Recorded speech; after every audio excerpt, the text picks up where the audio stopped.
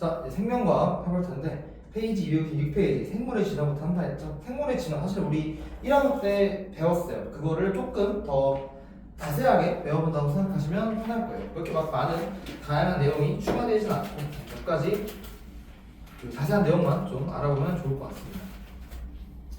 자, 생물의 진화 우리 배웠어요. 다윈의 진화론이 났죠. 변이와 자연 선택 바뀌고 그 유리한 형질이 자연 선택되면서 진화한다. 변이가 뭐였죠? 같은 종의 개체사에서 나타나는 형질의 차이였죠. 형질은 그 겉보기에 나타나는 외관의 차이, 뭐 머리 색깔, 눈동자 색깔 이런 거였죠. 그래서 유전자의 차이로 나타나는 변이, 유전자가 바뀐 거니까 자손에게 전염이 아니라 그 유전이 됐었죠. 그리고 적응하는 능력에 영향을 끼치죠. 어떤 형질이 유전의 그 환경에 적응하기 쉬워. 그럼 그 개체가 살아남고 환경에 적응하기 어려운 형질이 같은 개체가 죽죠. 그게 뭐였죠? 자연선택설이었죠. 과잉 생산과 변이 먼저 많이 낳다 보니까 변이가 다양하게 일어나고 그 다음에 생존 경쟁을 해서 살아남기 유리한 데만 자연선택되고 그렇게 오랜 시간이 지나가면 진화가 된다. 라는 게 다윈의 진화론이었어요. 예시, 땅거북. 거기 보면 땅거북이 이렇게 살았는데 목이 긴 애들이 살아남았다. 핀치새, 이건 뭐 핀치새 하도 많이 말했으니까 넘어갈게요. 직역죠 이제. 그 다음 장에 진화의 연구 방법, 뭐 화성 연구, 생물학 지리학적 연구, 비교해 보아, 진화 발생학, 분자 진화 이런 게 있는데 이런 건 사실 제가 할 일에 설명해보다는 여러분들이 읽어보고 하는 게 좋아요. 왜냐? 교과서에 따라서 나오는 게 다르기 때문에. 자, 그래서 다음 장 넘겨보면 259페이지 넘겨보면은 유전자 풀과 대립 유전자 빈도. 요거는 새로 나오는 개념이라서 잠깐 볼게요. 유전자 풀이 뭐냐면 어떤 뭐 축구 좋아하는 여러분들 같은 경우에는 선수 풀 이런 얘기 아니에요. 선수 풀이 뭐야? 선수진이죠. 선수진. 뭐 인재 풀이 좋다 이런 얘기 하잖아요. 풀이라는 게 어떤 공간에 살고 있는 개체들을 말하는 거예요. 그럼 유전자 풀이 뭘까? 한 개체군에 속한 모든 개체가 가지고 있는 대립 유전자 전체를 유전자 풀이라고 하는 거예요. 모든 개체가 가지고 있는 대립 유전자 전체. 저번 시간에 배웠듯이 대립 유전자가 뭐였죠? 어떤 형질 X가 있어. X 형질이 있어. X 형질을 결정짓는 유전자가 라지 A랑 스몰 A예요. 이러면 여기 이 유전자에 존재하는 애가 A면 여기 똑같은 위치에 A가 존재한다고 했죠. 유전자가 있으면 여기에 A가 존재하면 똑같이 여기도 A가 존재한다. 여기는 복제되니까 A, 여기는 A. 요게 대립 유전자였죠. 요런 형태가 대립 유전자였죠.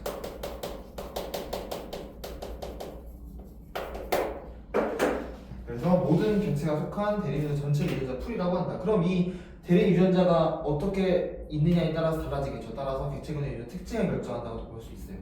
그러면 이 대립 유전자가 얼마나 존재하는지를 수학적으로 좀 계산을 해야 어떻게 진화가 일어나는지도 계산하기가 쉽겠죠. 따라서 그렇게 계산하는 게 대립 유전자 빈도예요. 우리 초반에 나왔던 방역법에서의 빈도랑 비슷해요. 개체군에서 특정 대립 유전자가 차지하는 비율이나 그 밑에 그림을 보면은 물고기가 있는데 어떤 애는 동형접합으로 라지 A, 스몰 A인데 어떤 애는 이형접합으로 라지 A, 스몰 A죠. 그러면 자, 라지 A의 빈도는 총 24개, 다 세워보면 24개 나와요. 알파벳이 24개분의 10개라서 15분의 2고 스몰 A의 빈도는 총 24개 있는데 14개밖에 없어서 12분의 7이다. 이렇게 그냥 이거 쉽죠? 전체분의 걔가 갖고 있는 개수 이렇게만 하시면 됩니다. 그래서 진화는 어떻게 되냐면 그 유전자 풀로 분석을 할 수 있는데 유전자 풀의 변화, 즉 대립 유전자가 어떻게 변하는지에 따라서 진화가 어떻게 가는지 알 수 있어요. 그 밑에 그림 보면은 자, 첫 번째 세대 보면은 라지 A가 몇 개 있어요? 라지 A만 있는 애가 2개. 라지 A, 스몰 A가 6개. 그다음에 이거 좀 같이 계산을 좀 해볼까요?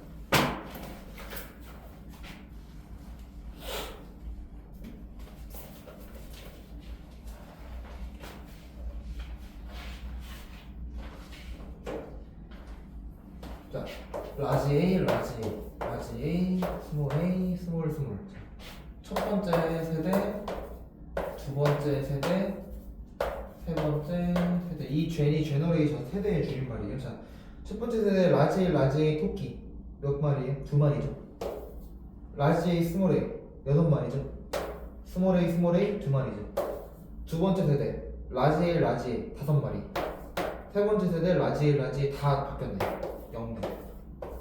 라지 A, 스몰 A 4마리, 스몰 1마리 이렇게 됐어. 자, 대립 유전자의 개수를 한번 구해볼까요? 자, 라지 A는 몇 개예요? 여기서 2니까 2 곱하기 2죠. 더하기 여기서 몇 개씩 나와? 한 개씩 나오는데 6개 있네. 6 곱하기 1 해서 4개. 자, 여기서 몇 개씩 나와? 5 곱하기 2 더하기 4 곱하기 1 해서 14가 나오겠죠. 여기서는 10 곱하기 2니까 20이 나올 거고, 그 다음에 스몰 a는 몇 개 나와? 여기서 6 곱하기 1 더하기 2 곱하기 2에서 미안해, 이게 4가 아니라 10개죠. 10개, 얘들 10개. 자, 여기서 몇 개씩 나와요? 4 곱하기 1 더하기 1 곱하기 2에서 6. 여기서 0개. 따라서 점점 갈수록 라지 A는 증가하고 얘는 감소하죠. 따라서 여기서 빈도는 어떻게 구하냐? 빈도 어떻게 구했어요? 전체분의 걔가 차지하는 거였죠. A의 빈도를 구할까요? 자, 전체 몇 개야? 20개. 여기 10 더하기 10이니까 22죠. 20분의 10, 2분의 1. 14 더하기 6, 20분의 14. 얘는 10분의 7. 얘는 1. 얘밖에 없으니까. 스몰 a 빈도 한번 볼까요? 스몰 a 빈도는 20분의 10 해서 2분의 1이고, 얘는 20분의 6 해서 10분의 3. 얘는 0. 점점 얘도 증가하고 얘는 감소하겠네. 그럼 얘는 어떻게 진화를 하고 있어요? 얘 빈도가 바뀌었죠. 얘는 2분의 1에서 1로 2분의 0. 그럼 진화가 일어난 거야? 안 일어난 거야? 진화가 일어났다고 볼 수 있어요. 얘가 안 바뀌면, 빈도가 안 바뀌면 진화가 안 일어난 거야. 바뀌었죠? 진화가 일어나는 거예요. 이 정도는 쉽게 계산할 수 있겠죠.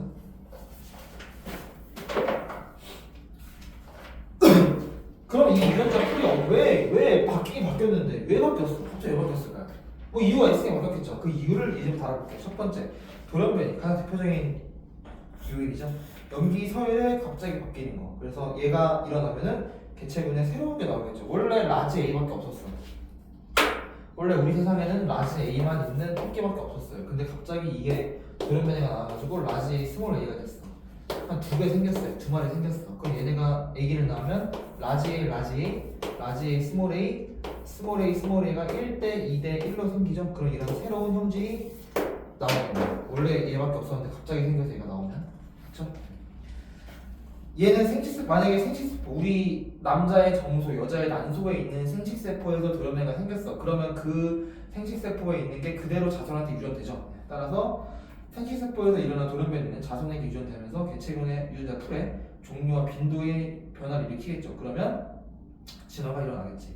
이 시로 헤모글로빈 유전자의 돌연변이 초파 유전자, 밑에 그림 보이면 원래 헤모글로빈, 우리 적혈구에 있는 애는 아미노산이 프롤린, 글루탐산, 글루탐산 이런 순서래요. 근데 갑자기 뭔가 이상이 생겨서 프롤린, 발린, 글루탐산 이렇게 되면 남방, 이거 기억하죠? 남방을 적혈구.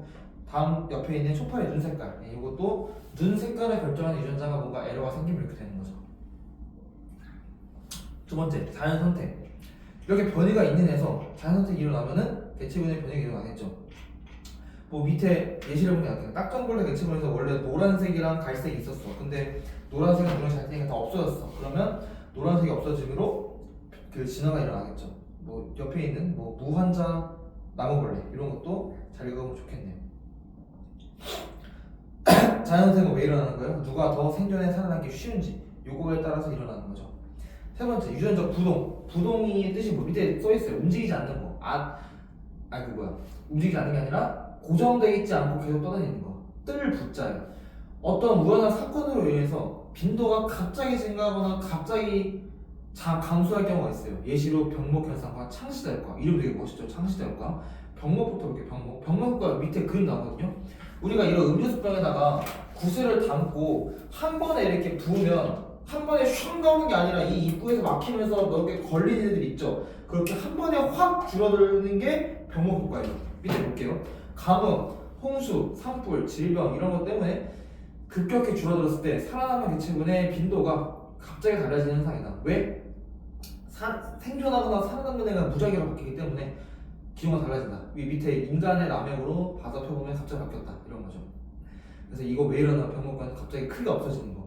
반대로 크게 늘어나는 것도 있겠죠. 창시자율과. 개체군에서 일부 개체가 우연히 뭐 갑자기 땅이 지진이 일어나서 떨어져 나왔어. 그러면 뭐 예를 들어서 이런 지역에 살고 있었어요, 애들이.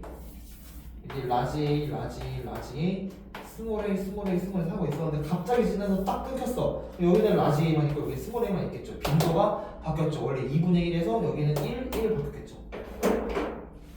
우연히 새로운 지역에 떨어져 나와서 정착하면서 나타나는 현상이다. 분리된 개체는 무작위적으로 정해지죠. 여기에 나올 수도 여기에 나올 수도 있겠지. 그래서 따라 다르다. 예시로 나비 개체군에서 일부 개체가 날아가면은 달라진다. 이런 게 있겠죠. 유전자 흐름. 개체군 사이가 왔다 갔다 이주가 일어날 때 대립 유전자가 개체군에 유입되거나 유출되는 거. 자, 만약에 어떤 지역에서 A밖에 없었어. 근데 하나가 스몰 A였어. 이런 애가 있었어요. 근데 어떤 지역에는 라지 A밖에 없어. 근데 얘가 갑자기 이쪽 이동했어요. 그럼 여기에 A가 생기죠. 그럼 어떻게 될까? A라는 애랑 스몰 A라는 애랑 결혼을 하면은 라지 A만 생기죠. 그럼 얘가 얘랑 또 결혼을 했어. 그러면 라지 A, 스몰 A 생겨서 개체군의 변화가 생겼죠. 이런 게 유전자 흐름이에요. 흐름이 일어나면 유전자의 차이가 점점 어떻게 돼요? 줄어들죠. 동물 개체군에서는 특정 유전자 개체가 이주를 하면서 일어나기도 하고, 동물은 지가 움직일 수 있으니까 걸어가 되겠죠. 식물은 움직일 수 있어요? 아니죠. 어떻게 하면 꽃가루. 예시로 지리적으로 분리된 사슴이 있을 때 이동해서 바뀌었다. 이런 건 사실 이렇게 예시가 되게 많이 나오잖아요. 뭐 헤모글로빈, 북방표범, 뭐 나비 이런 건 사실 여기 나오는 내용은 제가 설명하기보다는 설명을 드리긴 했지만 이렇게 예시로 설명을 드리긴 했지만 여러분 지금 읽어보는 게 더 잘 이해가 될 거예요. 그래서 이렇게 예시로 설명을 드렸습니다. 이게 다 앞에서 본 거죠. 네, 그래서 여기까지는 진화가 어떻게 일어나는 거였고요. 뒤에도 내용이 이어지기 때문에 쭉 가볼게요. 생물의 분류 체계. 그러면 이 생물들이 이렇게 다양하게 나오는데 이 생물들이 종류가 워낙 많잖아요. 뭐 우리가 아는 고양이만 해도 과가 종이 엄청 많고 뭐 있어요. 뭐 스코티시 폴드 뭐 이런 거 있잖아요. 뭐 코리안 숏헤어, 그다음에 노르웨이 술, 뭐 메인쿤 이런 종이 엄청 많잖아요. 그다음에 뭐 예를 들어 딱정벌레도 엄청 많죠. 사슴벌레, 장수풍뎅이도 종이 엄청 많잖아요. 뭐 모엘렌캄, 헤라클레스 왕장수풍뎅이, 뭐 코카서스, 키론 청동장수풍뎅이, 뭐 또 뭐가 있을까요? 아무튼 뭐 헤라클레스 뭐 이런 엄청 헤라클레스도 종이 엄청 많죠. 헤라클레스 장수풍뎅이 안에 있는 아종들이 엄청 많죠. 헤라클레스. 그러니까 종보다 더 작은 게 아종이에요. 헤라클레스 안에 있는 거. 헤라클레스 옥시덴탈리스, 헤라클레스 리키, 헤라클레스 뭐 세텐트리날리스, 헤라클레스 타카쿠아이, 헤라클레스 뭐 레이디 이런 엄청 아종이 엄청 많아요. 그러면 아까 내가 말했던 헤라클레스 옥시덴탈리스, 헤라클레스 리키, 헤라클레스 세텐트리날리스, 헤라클레스 타카쿠아이, 헤라클레스 레이디 이런 엄청 많은 다양한 종이 있는데 그런 종을 분류할 기준이 있어야 될 거 아니야. 그치? 그 종 기준을 만들어 놓은 게 여기 270페이지에 나오는 생물 분류 종이에요. 그래서 어떻게 분류를 하나 그거는 볼게요. 생물 분류 공통된 특징에 따라서 묶어야겠죠. 뭐 인간들 같은 경우에도 동양인, 서양인, 남자, 여자 이렇게 묻는 것처럼 공통된 특징에 따라 무리 짓고 계통을 밝힌다. 일단 가장 기본 단위가 뭐다? 종. 종이 가장 작은 단위예요. 종은 뭐냐? 자연 상태에서 서로 교배, 짝짓기를 해서 생식, 아기를 낳을 수 있는 애들만 무리를 지어놓은 게 종이에요. 그럼 자 봐봐. 말과 당나귀는 서로 다른 종인지 아닌지를 보자. 그러면 말과 당나귀를 짝짓기를 시켰어. 교배를 시켰어. 그럼 뭐가 태어났대요? 노새가 태어났대. 노새 궁금하면 찾아봐야 인터넷에. 노새가 태어났는데 얘는 생식 능력이 없대. 따라서 얘는 서로 다른 종이다 라는 걸 알 수 있는 거예요. 어떤 A라는 종이 있어. B라는 종이 있어. 얘랑 짝짓기를 해서 C라는 애를 낳았어. 근데 C랑 짝짓기를 해서 애기를 못 낳아. 그럼 얘랑 다른 종이야. 그러면 A랑 같은 종이면 A가 태어나서 얘는 또 짝짓기 할 수 있겠죠. A랑 이러면 같은 종이야. 이렇게 이거예요. 생식 능력 자기 자손이 아기를 낳을 수 있으면 같은 종이고 아기를 낳을 수 없으면 다른 종인 거야. 그래서 그 분류가 어떻게 계급이 되냐면 이거는 들어봤을 거예요. 우리 종속, 과목, 강문계, 역. 이제 원래 우리 개까지 배웠는데 하나 더 배울 거예요. 역까지. 가장 작은 게 종, 제일 큰 게 역. 외워볼까요? 종속, 과목, 강문계. 종속, 과목, 강문계, 역까지. 종속, 과목, 강문계. 그래서 그 보면은 호랑이는 종이죠. 호랑이 종, 표범속, 고양이과. 호랑이가 고양이, 그래서 호랑이한테 그 고양이과라고 얘기를 많이 하죠. 그냥 식용목, 포유강, 척사동물문, 동물계, 진핵생물, 역 이렇게 점점 커지는 거예요. 그럼 이제 우리가 내 이름이 뭐야? 김연준이잖아요. 내 이름이 김연준이잖아요. 김연준. 이건 누가 지어준 거예요? 제 부모님이 지어준 거죠. 김이 성이고 연준이 이름이잖아. 이것처럼 동물들도 이름을 지어줘야겠죠. 근데 내 김현준이라는 이름은 그냥 우리가 엄마 아빠가 지은 거지만 과학자들이 짓는 이름이 뭐야? 과학 연구를 하기 쉽게 짓는 이름이죠. 그런 걸 뭐라고 하면 학문적인 이름이라 해서 학명이라고 합니다. 학명. 자, 우리 인간의 학명은 뭐죠? 호모 사피엔스죠. 이것처럼 지어놓은 게 학명이에요. 근데 왜 학명을 지어야 될까? 왜 지어야 되냐? 자, 봐봐. 밑에 그림 봐봐요. 이 두루미를 보고 우리 한국인은 저 두루미네? 하지만 미국인은 영어를 쓰죠. that is crane. 구름이 영어로 crane이니까 that is crane 이러고 일본어로는 두루미가 스루라고 해요. 스루. 소리가 스루 데스네 이렇게 말을 하겠죠. 그다음에 중국어 나 사실 중국어는 잘 못해서 뭐라 말을 못하겠네요. 중국어는 두루미는 한국어로 두루미는 두루미, 영어는 crane, 일본어로는 스루, 중국어로는 이렇게 말이 다르잖아요. 그러면 우리 한국인 과학자랑 미국인 과학자랑 일본인 과학자랑 중국인 과학자랑 얘기를 하는데 다 말이 다르면 말이 통하겠어? 안 통하겠어? 안 통하겠죠. 따라서 말을 통하게 시켜준 거예요. 그렇게 하는 게 학명이에요. 자, 볼게요. 어떻게 표기하냐. 보통은 이명법으로 하는데 얘는 누가 창시했냐면 린네라는 사람이 창시했어요. 린네가 이 분류학의 아버지예요. 대단한 사람이죠. 엄청 많은 생물들을 다 자기가 만든 방법으로 분류를 해놨어요. 이름을 붙여줬어. 볼게요. 이명법. 속명, 종소명, 명명자 순서로 표기한다. 속명은 뭐냐면 이름, 종소명은 종류, 명명자 그 이름을 붙인 사람. 그래서 사람의 학명은 호모 사피엔스 린네예요. 호모 사피엔스 린네. 호모는 뭐야? 속명. 사피엔스는 린네. 사피엔스는 종소명. 린네는 그 이름을 붙인 사람. 명명자. 호랑이는 판테라 타이그리스 린네예요. 판테라가 속명, 판테리아가 속명, 타이그리스가 종소명, 린네가 명명자. 근데 지금 보면 글씨체가 약간 다르죠? 속명이랑 종소명을 좀 구분을 해줘야 되기 때문에 속명이랑 종소명은 약간 기울어진 라틴어화된 라틴어 단어를 사용해서 이탈릭체가 이렇게 기울어진 뜻이에요. 이탈릭체가 기울어졌다는 뜻이에요. 호모 이렇게 똑바로 쓰는 게 아니라 이렇게 기울어져 이게 아니라 기울어져서 호 사피엔스도 똑바로 쓰는 게 아니라 기울어서 사피엔스 이렇게 쓰는 게 있어요. 이런 게 이탈릭체. 제가 이탈릭체 잘 못 써가지고. 아무튼 이 앞에 있는 속명과 종소명은 구분을 해줘야 되기 때문에 약간 기울어진 이탈릭체로 써요. 그걸 보면 라틴어를 단어 써서 이탈릭체로 쓴다 했죠. 그리고 속명의 첫 글자는 대문자, 종소명은 소문자. 왜? 구분하기 위해서. 종소명 뒤에 명명자의 이름을 포기하긴 한데 명명자까지 하면 더 복잡하기 때문에 가까이 생각해. 우리도 보통 그냥 호모 사피엔스라고 하지 호모 사피엔스 린네라고 안 하잖아요. 명명자는 생략해도 돼요. 그래서 이제 학명이랑 생물 이런 거는 이제 학명에는 생물의 속명이 포함돼요. 속명. 그래서 이 학명을 통해서 종 사이의 관계를 알 수 있어요. 왜? 속명이 같으면 자 속이 뭐였어? 종속, 과목, 강문, 개였죠. 그럼 속명이 같으면 그 위에 있는 과목, 강문, 개의 과목, 강문, 개 역의 분류가 같겠죠. 그렇게 알 수 있어요. 자 그럼 이제 여기까지는 그냥 이름 붙이는 건데 그럼 이 이름을 어떻게 붙일지 어떻게 나눠지는지 그걸 봐야겠죠. 그게 바로 다음 장에 나오는 계통이라는 거예요. 계통이 조금 복잡한데 간단하게 말하면 우리 지구상에 사는 다양한 생물들 간의 진화적인 유연관계를 나타낸 게 계통이에요. 그래서 그 계통을 보기 쉽게 나타내잖아. 그냥 글자로 나타내면 복잡하잖아요. 그래서 나무 같은 그림으로 나타냈어요. 나무 같은 그림. 그래서 그 나무 같은 그림 나타낸 게 계통수예요. 계통수의 수가 가로수 할 때 그 가로수가 뭐야? 나무잖아요. 수가 나무 숫자예요. 그래서 개통을 나무 모양으로 나왔다. 나무가 약간 이런 모양이잖아요. 이런 모양이잖아요. 이런 모양. 그래서 이렇게 나무 모양으로 나타내는 개통수 한번 해볼까요? 자, 공통조상이 있어.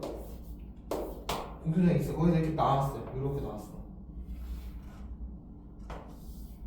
자, 다음 밑에 그림 보면은 기억은 뭐래요? 침팬지와 개의 공통조상이에요. 침팬지와 개의 공통조상. 그럼 이렇게 나눠져서 침팬지, 개 이렇게 되겠죠.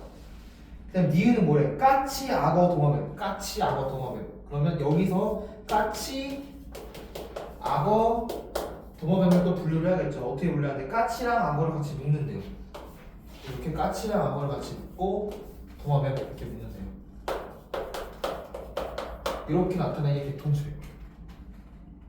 그럼 자, 이 가지 끝에는 뭐야? 침팬지, 개, 까치, 악어, 도마뱀 다 종이죠, 종. 개통수의 끝에는 하나의 종 또는 하나의 분류군만 와야 돼요. 그렇게 될 때까지 하는 게 개통수예요.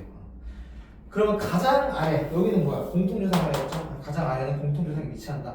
그럼 이 분기점, 딱 여기는 누구랑 누구밖에 없는 거야? 침팬지랑 개의 조상이 있는 거예요. 여기는 누구야?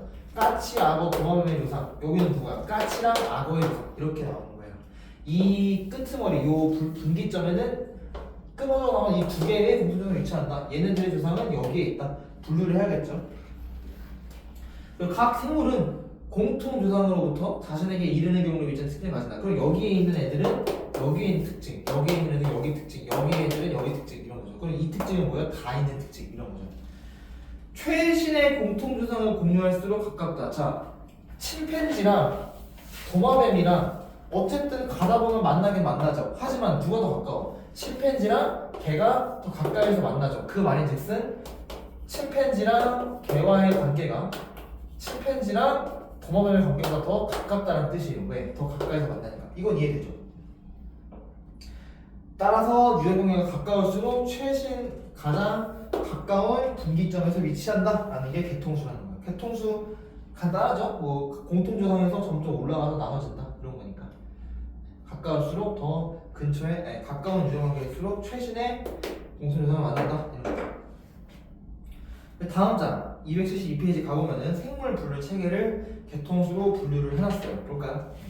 생물 분류 체계가 뭐냐? 종의 특성을 비교해서 가까운 애들끼리 묶어놓은 거예요. 원래는 2개였어요. 동물계, 식물계. 근데 너무 이상한 애들이 많이 나오면서 3개. 동물계, 식물계, 원생생물계. 그 다음에 4개.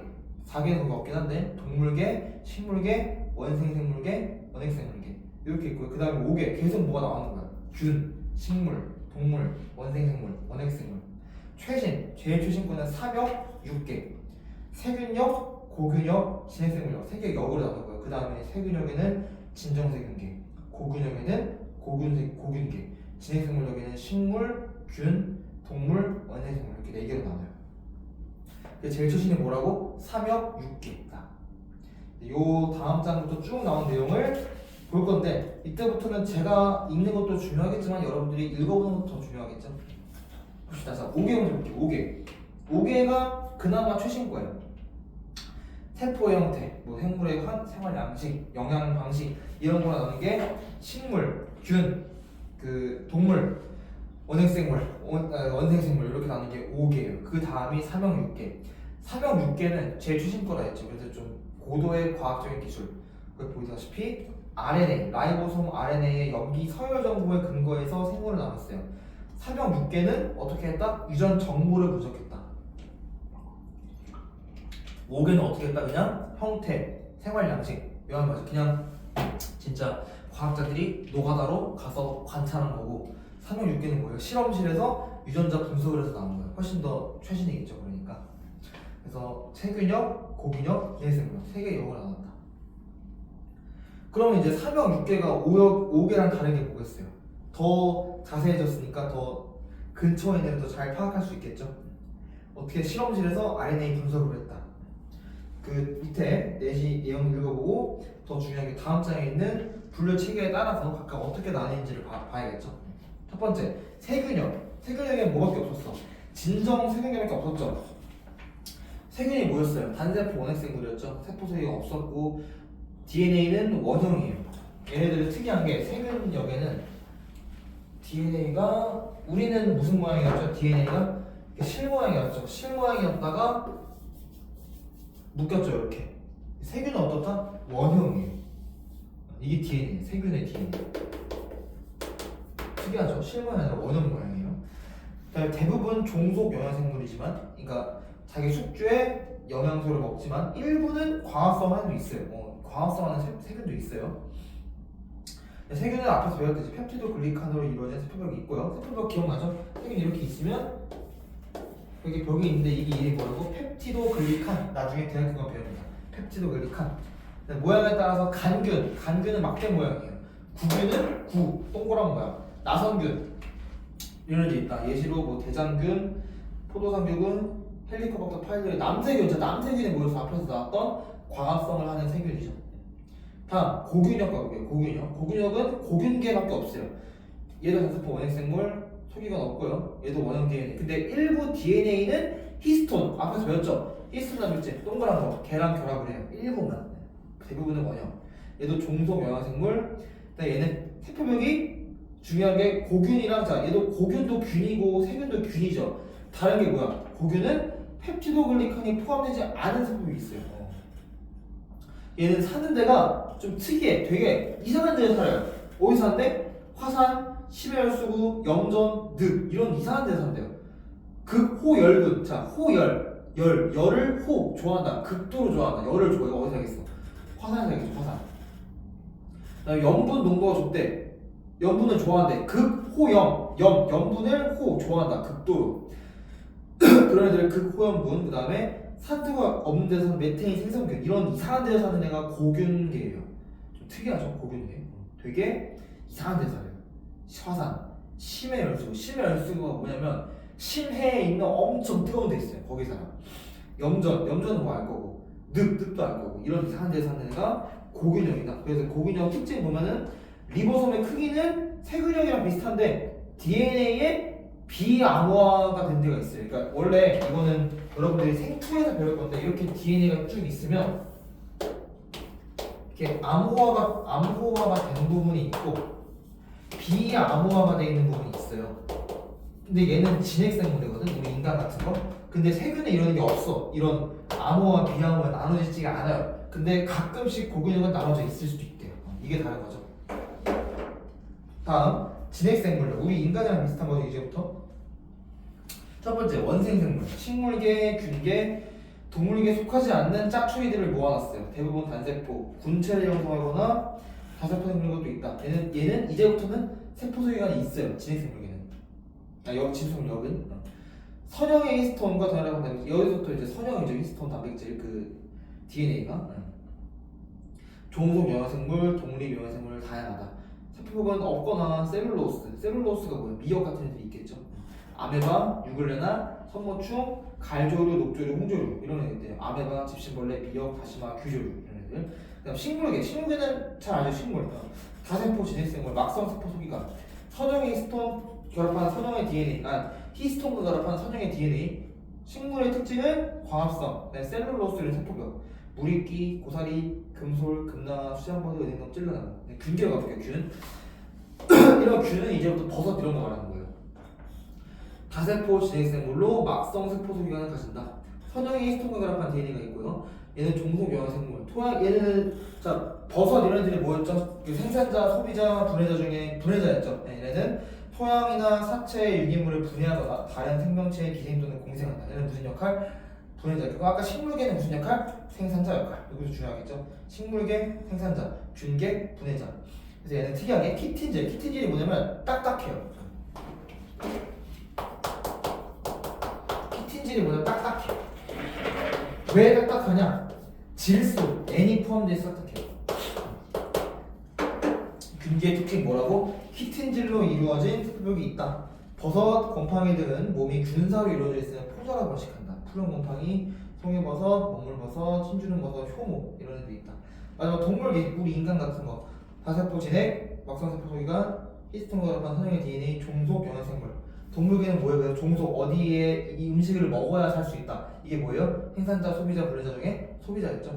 세포벽이 없고요. 우리는 다 세포가 없죠. 운동기관 이용해서 이동할 수 있고요. 환경변화에 반응한다. 달팽이, 꿀벌, 호랑거미, 두꺼비, 노루, 솔새, 집토끼, 노루, 침팬지 등등 인간이랑 비슷하죠. 그래서 여기 나오는 엄청 내용이 많잖아요. 이런 거 교과서에 나오는 걸로 다 알아두시면 됩니다. 왜냐면 이게 교과서만 다르기 때문에 제가 뭘 외우라고 할 수는 없고요. 교과서에 나오는 것만 외우시면 돼요. 아시겠죠?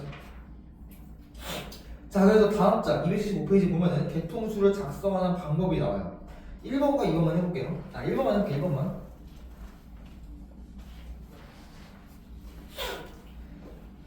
자, A는 가나 다라마가 다 있어.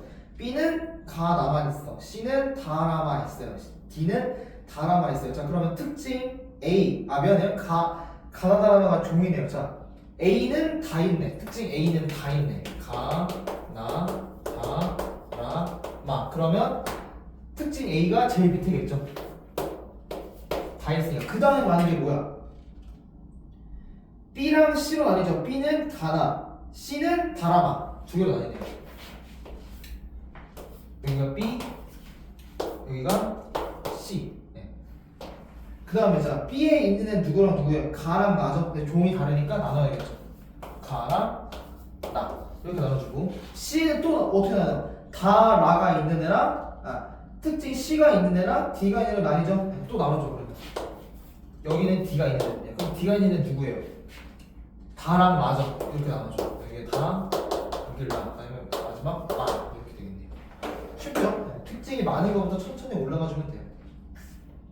네, 2번 종명과 학명을 바탕으로 해석한다. 자, 1번 볼게요.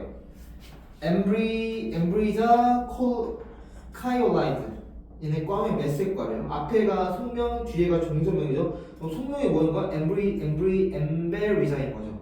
나는 엔수스, 나는 패슬, 나는 엠브리자, 나는 엔수스. 자, 그러면 엠브리자가 엠베리자가 가랑 라, 엔서스가 나랑 마네요. 네, 그러면 어떻게 하면 돼요? 자, 일단 다는 패슬, 얘는 다밖에 없죠. 그럼 어떻게 하면 돼? 개통수 써볼까요? 그러니까 그림이 이렇게 돼서 이렇게 할게요. 자, 이렇게 해서 요게 뭐야? 하나밖에 없는 애가 C가 뭐예요? 다인 거죠. 왜? 다는 뭐밖에 없어? 소리 뭐밖에 없어요? 패슬밖에 없잖아요. 패슬. 네, 패슬밖에 없어. 그다음에 자, 엠브리자랑 앤서스 해주면 되겠죠. 이렇게 나와. 여기가 뭐야? 마네요. 그럼 마가 뭐야? 마가 앤서스죠. 앤서스가 어디 있어? 나겠네. 여기가 나. 그다음에 여기가 가가 엠베리자겠죠. 엠베리자가 나네요. A는 나. 이렇게 해주면 돼요. 여기가 엠베리자, 여기가 앤서스, 여기가 패스. 이렇게 쉽죠? 속명별로 나눠주시면 됩니다. 네, 그래서 여기까지 생물의 분류 체계까지 수업을 했고요. 그 다음에 마지막 식물과 동물의 분류를 하고 마무리를 해보도록 하겠습니다.